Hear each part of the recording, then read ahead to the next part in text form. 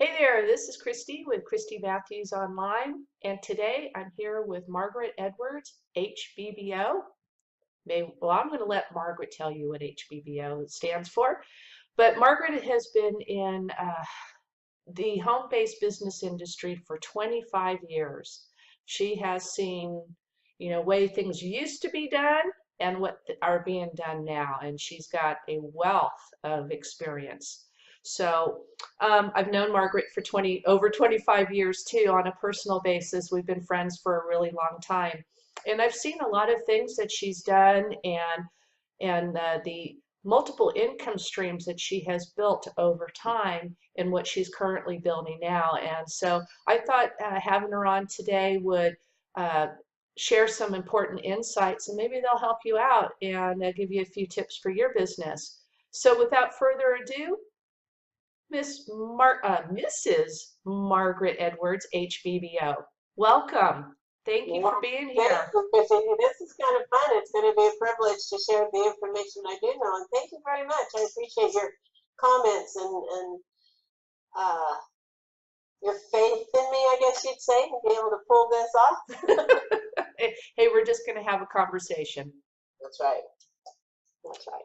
Hey, so why don't we clear up this HBBO thing and how that has just kind of become something that is part of your tagline?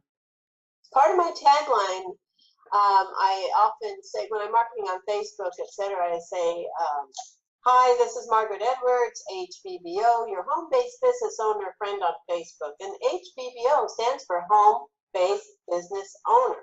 Right. And so I do. I work from home 100% of the time. I don't have a second job or anything like that. I work from home. My hours are my own. I like that. I don't have to commute other than from one room to the next or down the hall. So, if I may interject, I might add, I mean, retirement from the 9 to 5 happened within the last couple of years? I mean, you've been this summer I retired from the commercial real estate industry. Great. So you've been working towards this goal for a long time. Yes. Yeah. That's awesome. So, so tell me exactly what you're doing now, because what I've been seeing is that you're working multiple streams of income, and I'm sure that that's quite a task to take on. Or how do you handle marketing to those various income streams? Because from what I've seen, they are in different industries. So how are you doing that? They are. Well, first of all, you've got to get to know your customer, client, or potential business partner. It's a series of asking questions and finding out what their need is, where they're having difficulties, where they want to go, what their vision is. And you got to determine whether they've got the drive, the ambition, even the mindset to be able to tackle this on, because having a home-based business also has its downfalls. Right. And that you get so absorbed in what you're doing that it's like, oh, I forgot to fix dinner. Or, oh my gosh, it's 11 o'clock and I have to get up at 4 o'clock tomorrow morning to make a call. Whatever. So yes, your hours are your own, and you certainly can schedule your calls and your marketing times, et cetera, like that. But it's important to find out if the people that you want on your team or the people that you're interviewing, if you've got something that they need, and if they are willing to open their mind and their heart to learn something new, totally different. So to expand upon this, so what I'm hearing is that you're not quite sure until you really talk with them and identify what maybe the problem areas are that you can help them out with. And does that mean that you may have a product or a particular service that might address their need? Is that what that's all about? Oh, very cool. So you wouldn't really have to lead with, well, really all you have to lead is with yourself then, is that right? Right. Cool. Because part of the thing is that when you start talking with these people, and you actually have to build the rapport. Right. The trust. If you don't have trust, you don't have a relationship in anything. That's true.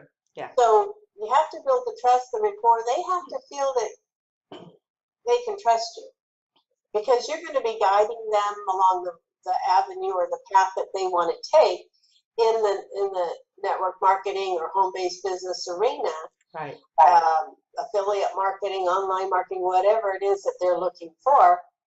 You're going to be their mentor, their coach, their guidance system. Right. And with today's technology, it has totally changed the way we network. Right. We don't go around every networking meeting, driving from one town to the next, and oh, I got to get to this one and that one, and oh, I met you at somebody else's. Oh, I'm going to go here. That's crazy. Right. I mean, it's good.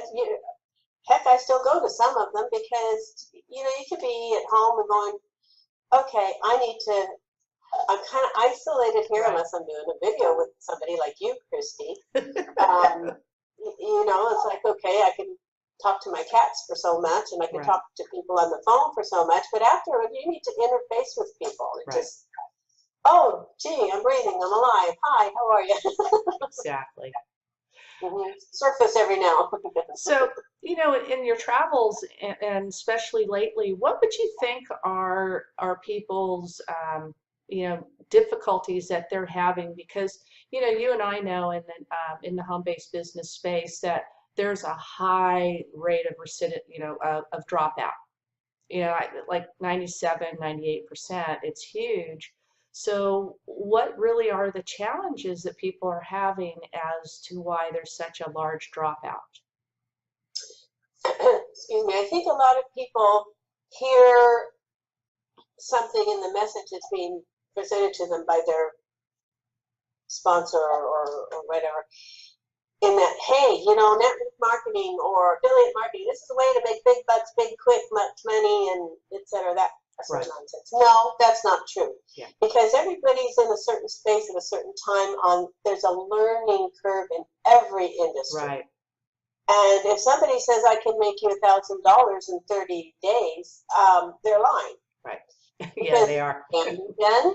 Yes. But it depends on the individual. How hard are they going to work? How often can they devote the time to? You may not see results the first week, first month, first year. Right.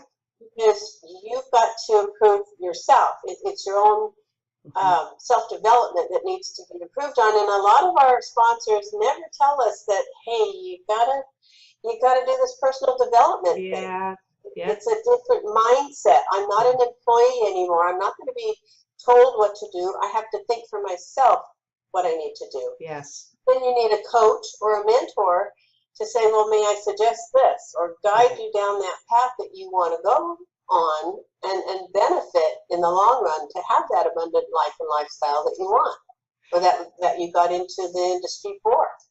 I'm glad you mentioned, coaching or mentorship. I mean, going back to the real estate days, I mean, every year there was some sort of big event, let alone the conventions that came around where you really dedicated time to yourself and improve yourself. And I would imagine, that's what you're experiencing is a lack of people doing that. They really need to invest in themselves because of the professionals that they are, and all professionals invest in themselves through continuing education or some sort of retreats or something like that. And they all do it. All successful ones do it.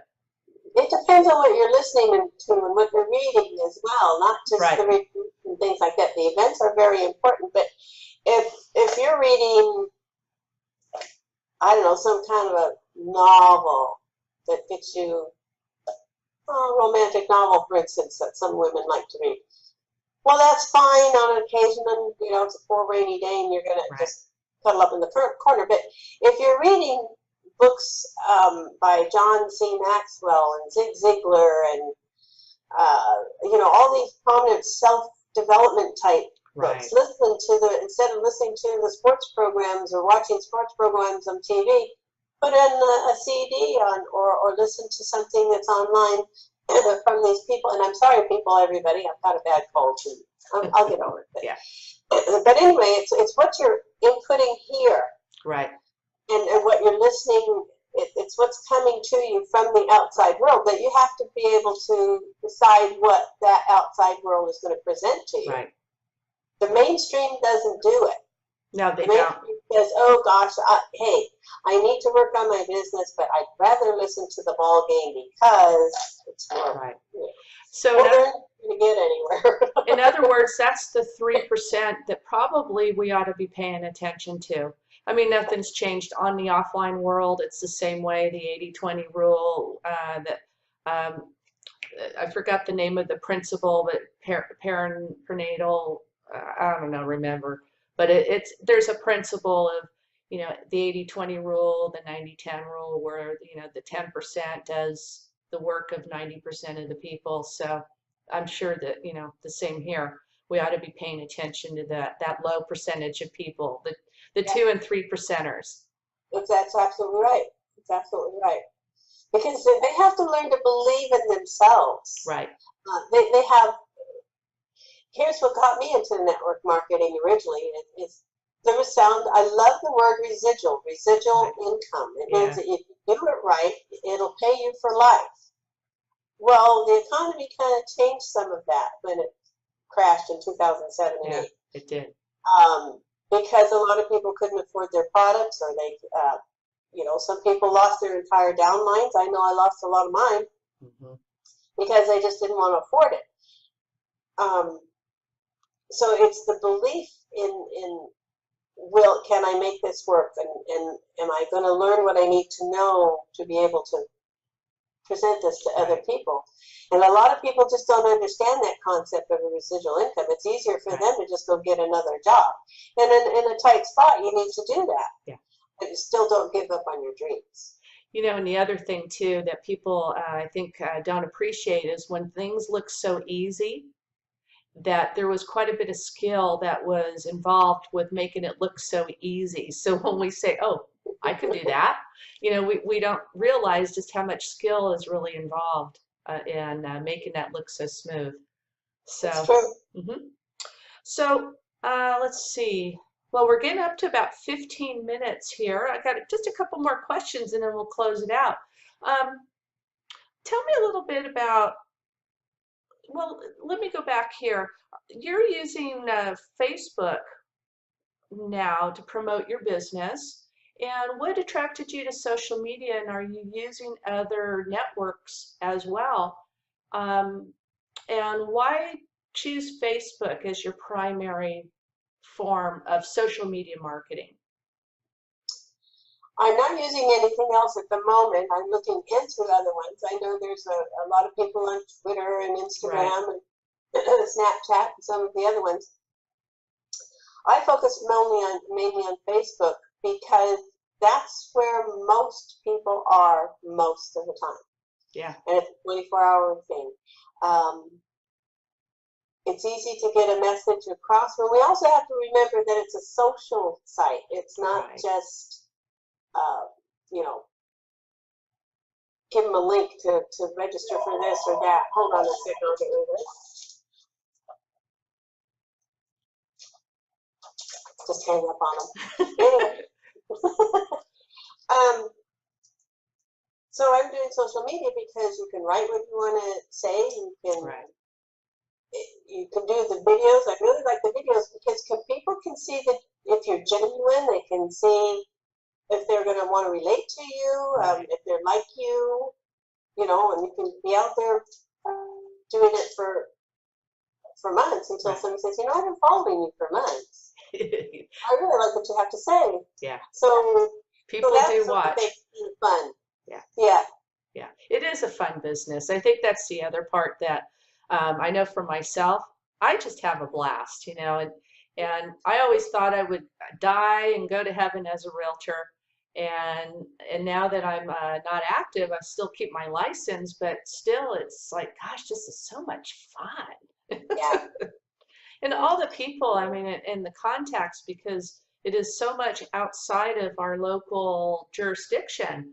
I mean, I know you can relate to this, to talking to people in Scotland and, England and, Australia. I mean, it is so cool. So cool. Yeah, if you take the real estate industry, for instance, you're door knocking. Well, you can only walk so far in your town. Whereas if you're on Facebook or any of the other social media, you're door knocking and just getting to know your customer, client, or potential business partner, or just a friend. What a great analogy. That's so true. Yeah. Yeah. That's so true. Thanks. So, tell me about your top 3 selling products and how they benefit people. Okay. Tools. Okay. You've got to have the right tools. Right. You've got to have the right technology and terminology and all that sort of stuff. And training. And you have to be able to know where to go to get that. Yes. Again? They're very persistent. Because somebody else. Hey, I'm popular today. That's right. But yeah, you need to have the tools, and you don't know what those tools are until you actually talk to somebody and find out where they want to go with whatever. Technology changes all the time, and the techniques on how to use them can really go there.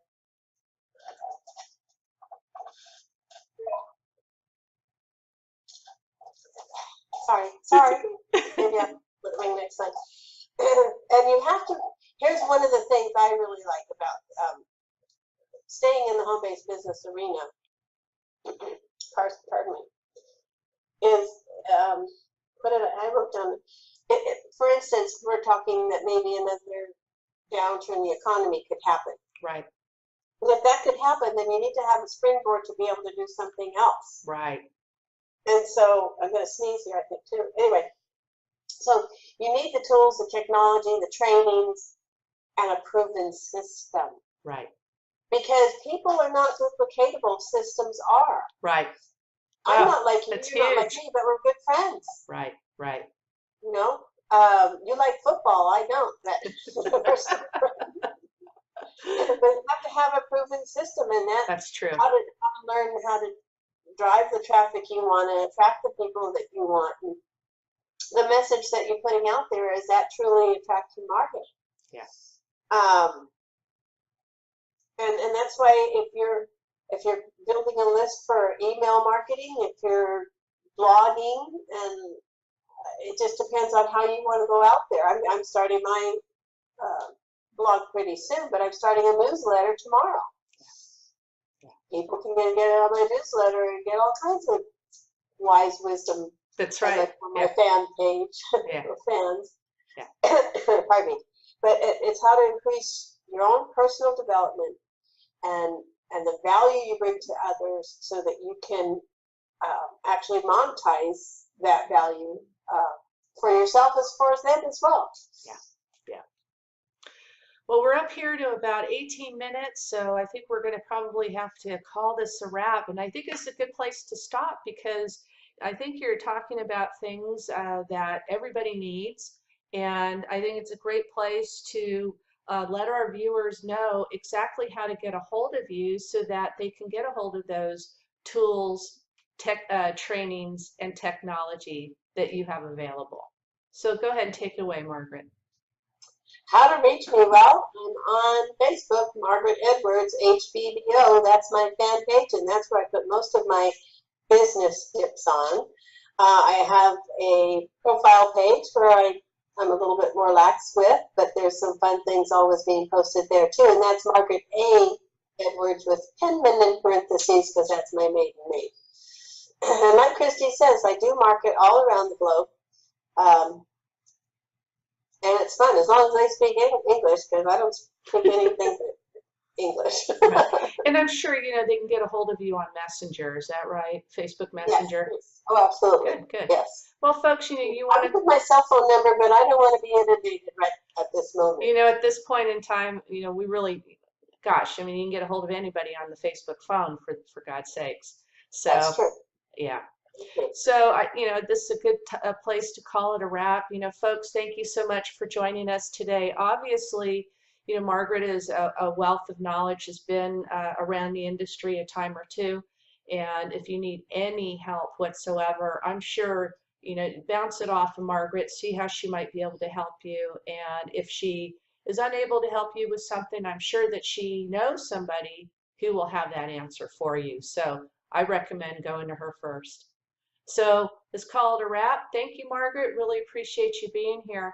And I'm going to go ahead and close off the recording, but don't hang up, okay?